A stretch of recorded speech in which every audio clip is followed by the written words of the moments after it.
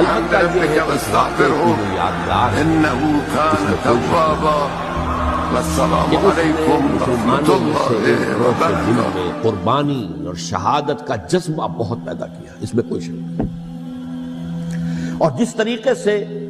کہ عاشورہ محرم میں یاد منائی جاتی ہے، جس طریقے سے اس نے اہل تشیع کے اندر قربانی کا جذبہ بے انتہا پیدا کر دیا، اگرچہ وہ جذبہ بروئے کار نہیں آتا، اس لیے کہ ان کے ہاں یہ عقیدہ ہے، یہ طے ہے کہ جب تک حضرت مہدی ظاہر نہیں ہوں گے ہم کسی کے خلاف بغاوت نہیں کریں گے۔ یہ پوری تاریخ میں ان کا معاملہ رہا، تمام جو ہے ائمہ اہل بیت کا معاملہ رہا، جب تک مہدی نہیں آتے keep sitting and keep waiting, wait and see, that's all۔ یہ تو خمینی صاحب نے کیا ہے، آیت اللہ خمینی صاحب نے،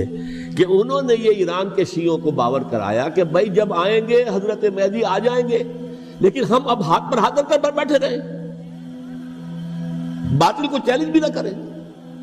ہمیں کچھ تو کرنا چاہیے، وہ ہاتھ پاؤں ہلانے چاہیے، اور کچھ نہیں تو مہدی کا راستہ جو ہے صاف کرنا چاہیے، تمہید کرنی چاہیے، ان کے راستہ ہموار کیا جائے۔ تو یہ ان کی بڑی عظمت ہے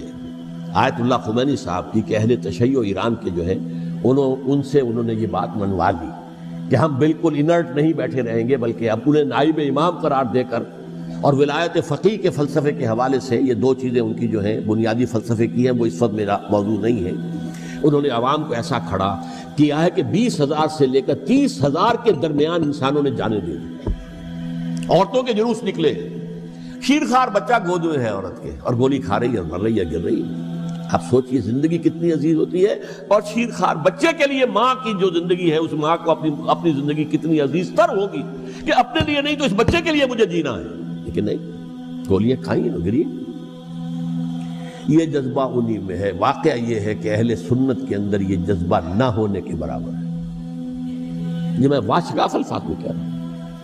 پورے عالم اسلام میں صرف شیعہ ایران ایسا نکلا ہے کہ جس نے بادشاہت کا خاتمہ کیا، باقی سعودی عرب میں بادشاہت بیٹھی ہوئی ہے، ڈٹ کر بیٹھی ہوئی، اربوں ڈالر کا ایک ایک محل بنتا ہے ان بادشاہوں کا، اور سنی سن ہے، سن، کوئی حرکت نہیں۔ وہ تو اب جو حرکت ہو رہی ہے وہ اینٹی امریکن حرکت ہے جو ہو رہی ہے، وہ در حقیقت وہ مسئلہ بالکل دوسرا ہے جو اس وقت ہو رہا ہے، لیکن یہ کہ عالم اسلام میں کوئی تحریک ایسے نہیں اٹھی۔ یہ اہل تشیع میں ہے، جو بالکل استثنائی بات ہے کہ انہوں نے جو ہے ایک ایسا بادشاہ جس کو کہا جاتا تھا کہ اس کا جو اسلحہ خانہ ہے وہ ایشیا میں سب سے بڑا اسلحہ خانہ ہے، جو 2500 سالہ پرانی جو ایک عظمت تھی ایران کی، اس کو دوبارہ تازہ اور زندہ کرنا چاہتا تھا۔ 2500 سالہ برسی اس نے منائی تھی، اس کے لیے ایک شہر آباد کیا تھا کہ خسرو یا سائرس یا ذوالقرنین قرآن مجید کی اصطلاح میں اس کی یادگار بنائی تھی، اور وہ سوچ رہا تھا کہ وہی عظمت دوبارہ ایران کی ہوگی جو کہ خسرو کے زمانے میں تھی، جس کا قرآن مجید میں سورہ کہف کے اندر ذکر ہے، مشرقی فتوحات، مغربی فتوحات، شمالی فتوحات۔ تو وہ بادشاہ ہے، اس کو بھاگنا پڑا ہوا قربانی کی وجہ سے۔ تو یہ جو ہے واقعہ کربلا نے، اس میں کوئی شک نہیں ہے کہ ایک ایسی مشعل روشن کی ہے جس کو کہ ہر شخص کو دیکھنا چاہیے۔ یہ بھی انسان، جیسے کہ اقبال نے ایک شعر کہا تھا غالب کے لیے، فکر انسان پر تیری ہستی سے یہ روشن ہوا ہے، پرے مرغ تخیل کی رسائی طاق ہو جا۔ تو فکر انسان پر حضرت حسین کی قربانی سے یہ واضح ہوا ہے کہ انسان کس حد تک جا سکتا ہے قربانی دینے کے لیے اپنے کسی مقصد کے لیے۔